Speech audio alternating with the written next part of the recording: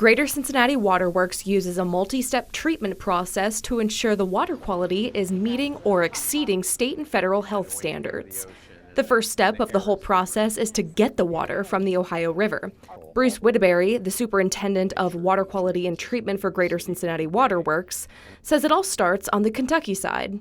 Intake pier on the left, that's our original intake. We still use it today, so it transports, or that's where the water goes into the tunnel. And the tunnel is at the bottom of the river. And so we entered the river station and descended over 100 feet to below the bottom of the Ohio River. Water is pumped this way to ensure that air doesn't get into the pipes. This is where the water actually comes from the center and is pumped up. The water is pumped all the way to the California Golf Course, where it then enters its first stage of treatment. This is where about 95% of the solids in the water are removed and thrown out. So that includes silt, clay, and other things that might be suspended in the water.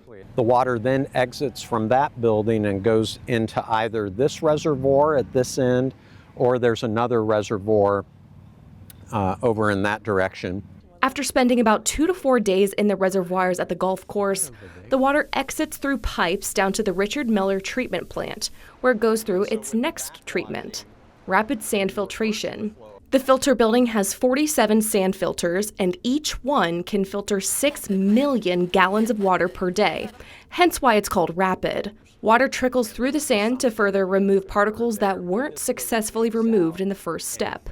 Once filtered, the water travels to the granular activated carbon facility to be treated once again. This building was built in 1992 and it has 12 filters. Whitteberry says that this step captures organic substances. This makes it so that less chlorine is needed to treat the water, and it helps reduce any taste or odor in the water too.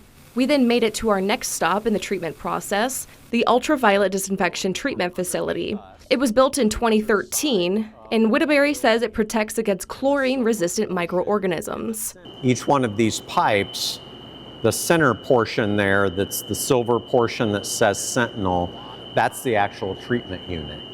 So that's where the ultraviolet lights come in contact with the water. From here, water travels to clear wells, where they add chlorine, fluoride, and then adjust the pH of the water. One of the functions of the clear well is to allow time for the chlorine to react with the water and kill all of the organisms that haven't been killed by this.